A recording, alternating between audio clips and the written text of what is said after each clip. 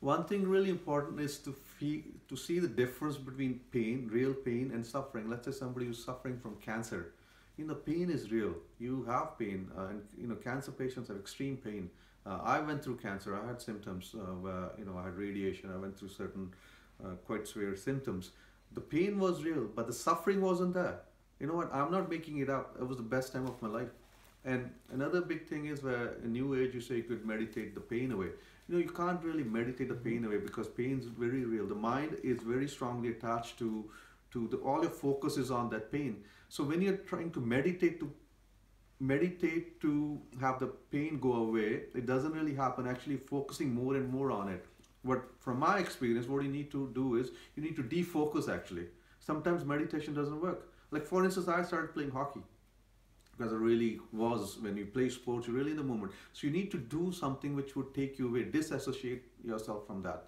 So meditation is not just sitting and meditating and creating meditation. There's many, many different forms of meditation. Watching comedy could be very meditative, where you could be, your whole cellular body is rejuvenating. Playing sports could be meditating. Singing could be meditating. So anything which kind of defocuses you from that particular pain is really important. But suffering is mostly when you sit idle. Let's say you have some pain.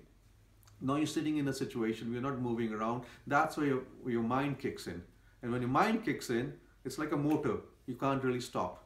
And because we keep manifesting, we have one suffering thought, and that same suffering thought gets manifested again and again and again. And another thing, where we have such strong minds that we will justify ourselves. Our ego mind is so big. If we say, oh yeah, I'm really suffering, we will justify to make ourselves true. That yeah. So you'll actually you'll actually prove yourself right through certain actions, and you'll create it. You'll manifest it.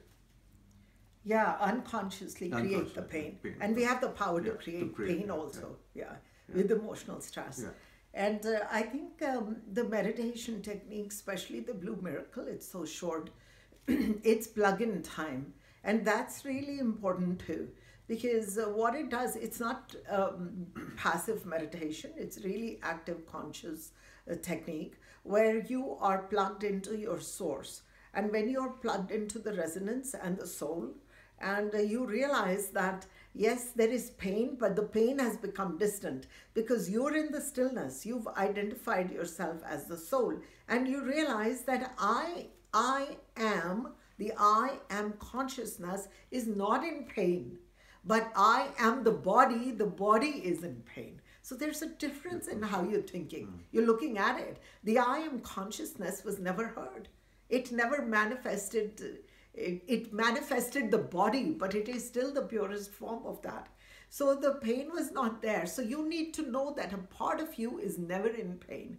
And when you get to know that, then pain becomes easier. Cancer becomes easier. Death becomes easier. Obstacles become easier. So yes, there are conditions, but then we also have to realize, aren't we in a temporary body? Is that not expected? Who has lived for over 150 years or even 100? So let us get real. These diseases are real. These stresses are real. Our immune system will compromise at a certain time. Accidents will happen. So this is part of our journey, and we bought the ticket to a temporary life when we came on this planet. We haven't come to a permanent planet. So actually, Ruby raised a very good point where when you associate yourself to the body, why do you increase your suffering? Because of your attachment to your body. Yes. The more we are attached to any particular thing, leave the body alone. Even if you're attached to your car and somebody damages your car, you'll really get hurt. Even though it's a material thing, you could replace it. But we can't disassociate ourselves from body. That's where the big question comes. Who am I? Are you the body which is going to perish, or are you the thought, the mind, the feeling? See, we get attached to the body, then the feelings. Oh, it's my feeling. So who are you? Are you you should actually go deep inside. My saying won't really help. You need to introspect and really think and see, who are you?